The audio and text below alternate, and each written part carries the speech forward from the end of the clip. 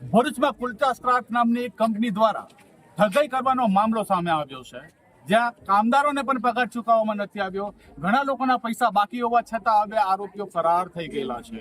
આપણી સાથે જોડાયેલા છે કુલચા ક્રાફ્ટ કંપનીના કામદારો કે જેમની સાથે કઈ રીતની ઠગાઈ થઈ છે. બેન, શું ઘટના બની છે ને સાચી હકીકત શું છે? અમે નવરાત્રીના કામ કરતા હતા, એમાં અમને 1,38,000 રૂપિયા પૈસા આપ્યા છે. હજુ 2.5 લાખ રૂપિયા લેવાના છે. અમને તારીખ આપતા લોકો ભાગી ગયા છે. કઈ કંપની શું કામ કરી રહી હતી? અમે પીઝા બનાવતા હતા, ફેંકી રોટલી બનાવતા હતા, પછી અમે બર્ગર બનાવતા હતા, આલુ ટિક્કી બનાવતા હતા. અમે આ બધું કરતા હતા. સવારે 9 વાગે આવતા હતા, સાંજે 6 વાગે જતા હતા, રાતે 9 વાગે આવતા હતા, સવારે 5 વાગે જતા હતા. અમને નાઈટ દિવસ કામ કરાવતા હતા. 10 મજૂર, સવારે 10, સાંજે 10. બીજા પગાર વાળા તો અલગ છે, એમની 3 મહિનાની સેલેરી બાકી છે ને અમે તો કોન્ટ્રાક્ટ પર ચાલતા હતા. 3 મહિનાની સેલેરી બાકી છે. આપણી સાથે બીજા બેન પણ જોડાયા છે. બેન, આ કંપની શું કામ કરતી હતી? કંપનીના માલિક કોણ છે ને આખું ષડયંત્ર કઈ રીતના રચાયું? ષડયંત્રનો તો અમને ખ્યાલ નથી, પણ કંપનીના ઓનર છે સૌરભ શેરે અને વૈભવી શેરે, અને એમના પાર્ટનરમાં છે જયમીન ડોંગરે. શું કામ કરી રહ્યા હતા એ લોકો? શું કામ કરતા હતા? એ લોકો તો મેઇન ઓનર જ હતા, એટલે અમને જે રીતનું કે ઓર્ડર આપે એ રીતનું અમારે કામ ના, કરવાનું. કંપની શું કામ કરી રહી હતી? કંપનીમાં એટલે ફ્રેન્ચાઇઝી સેલ કરતા હતા, કેફે વર્ધિયાન અને કુલચા ક્રાફ્ટ. કંપનીનું ન્યૂ નામ છે સ્પાઇસ ફેર. એમાં 2 ફ્રેન્કીનું પણ એક અત્યારે ઓપનિંગ થવાનું જ હતું 28 તારીખે, પણ એ કેન્સલ થયું. કયા કારણોસર કેન્સલ થયું અને કઈ રીતના તમારી જોડે છેતરપિંડી કરવામાં આવી છે કે તમારા પગાર કઈ રીતના બાકી રાખવામાં આવ્યો છે? જ્યારે જોઈનિંગ કરે છે અમે બધા જોબ પર, ત્યારે બધાને એવું કહે છે કે 1 મહિનાની તમારી હાફ સેલેરી જમા રહેશે, એટલે હાફ સેલેરી કટ કરી દીધી. લાસ્ટ મંથની સેલેરી કોઈને હજુ આપી નથી. એમણે એવું કીધું કે 25 તારીખે સેલેરી થશે. 15ની 17 કહી, 17 તારીખે બધાને બોલાવીને એવું કીધું કે 25 તારીખે બધાનો પગાર આપી દઈશું 2 મહિનાનો જોડે. પૈસા અને જોવો તો પછી લેવો. ત્યાર પહેલા એ લોકો જ ફરાર થઈ ગયા. કેટલો પગાર બાકી છે બેનો? તમારો કેટલો પગાર બાકી છે ને કેટલા સમય? 25,000 બધાનો. મારા 2,61,000 ના બધાનો 3 મહિનાનો 25,000 રૂપિયા બાકી છે. કેટલી મહિલાઓ કામ કરી રહી છે આ તમારા અંદાજે તો આંકડો હશે? 50 ઉપર થાય છે. 50 થી ઉપર મહિલાઓનો પગાર બાકી છે. છોકરાઓ બી છે, છોકરાઓ બી કામ છે, કામ કરે છે. 6-7 જણ કામ છે છોકરા વાળા. તો અહીંયા એ લોકોની પાસે 2 જણ તો રહે જ છે કાયમ માટે. સાંજે છોકરાઓ કેટલા વાગે આવે છે મેડમ? સવા 9 વાગે. સાંજે છોકરાઓ કલાક 7:30 વાગે આવે છે ને રાતે એ લોકો 5 વાગે જાય છે સવારે છોકરાઓ બી. બેન, તમે શું કામ કરી રહ્યા હતા ત્યાં? તમે કયા પદ પર હતા? મારું સુપરવાઇઝરની પોસ્ટ હતી. આ બધાને મારે હેન્ડલ કરવાનું હોય છે. તમારે હેન્ડલ કરવાના હતા, આ બધાને તમારે હેન્ડલ કરવાના હતા. હવે ત્યાં કંઈક તોડફોડ પણ કરવામાં આવી છે, લોકો સામાન પણ લઈ ગયા છે એવી કંઈક માહિતી મળી રહી છે. હા, સાચી વાત છે, એવું થયું છે. કોણ સામાન લઈ ગયું છે અને કેવા સામાનો લઈ ગયા છે? એટલે જેના પૈસા બાકી જે કરોડો અને લાખોમાં હતું તે લોકો ફ્રીઝ ને બધું ઉઠાઈ ગયા છે.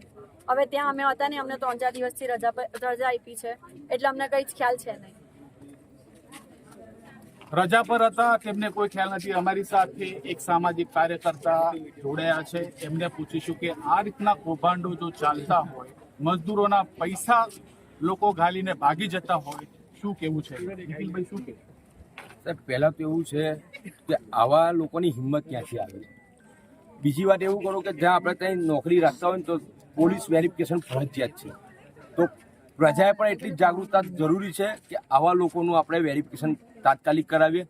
જ્યારે આજે અમારા વિસ્તારની બહેનો જ્યારે પૈસાથી વંચિત છે, જ્યારે એમની મહેનતના પૈસા એ લોકો માંગી રહ્યા છે, ત્યારે પોલીસ પર અને પ્રશાસન પર હું આશા રાખું છું કે આવા લોકોને તાત્કાલિક પકડી અને આ જે બહેનો મહેનતના પૈસા છે એ બહેનોને ન્યાય અપાવે.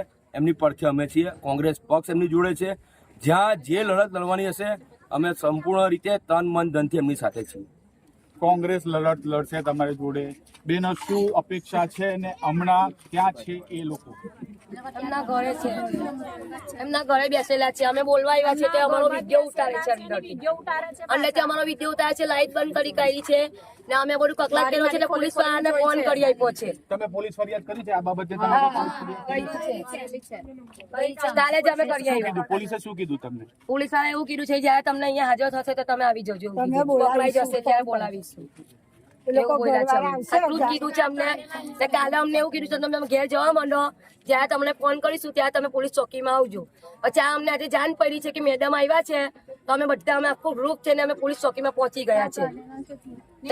પોલીસે તમને શું કહીને ત્યાંથી મોકલી પોલીસ વાળા કશું કીધું નથી. હવે જે અમારો વકીલ છે તો અહીંયા બધાનું જે કોરા કાગળ પર બધાનું નામ લખ્યું છે, નંબર લીધો છે. તો અહીંયા બધાને એવું કીધું છે કે તમારી સેલેરી કેટલી છે, તમે હું કરતા હતા હું નહીં કરતા હતા, એ બધું અમારું નામ લખ્યું છે. હવે એવું કહે છે તમે લખાઈ જાઓ, તમને ફોન કરું તો પાછા બીજી વખત અહીંયા પોલીસ ચોકીમાં આવજો. બસ આટલું કહીને અમને બહાર કાઢી મૂક્યા. કેટલો આંકડો હોઈ શકે કે ભાઈ આટલું મોટું સ્કેમ રચવામાં આવ્યું?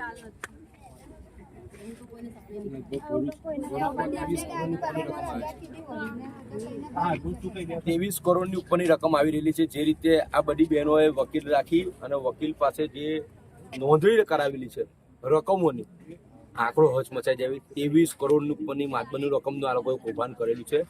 ત્યારે આવા નાગરિકોને પણ અને ભરૂચ જિલ્લાની જનતાને વિનંતી કરું છું કે આવા લેભાગુઓને ક્યારે આપણે કેશમાં વ્યવહાર નહીં કરવો, અને કરો છો તો ઓનલાઈન વ્યવહાર કરો, જેથી કરીને આપણી પાસે કઈ સબૂત રહે. આ બહેનો પાસે કોઈ લખાણ બી નથી માનેજી.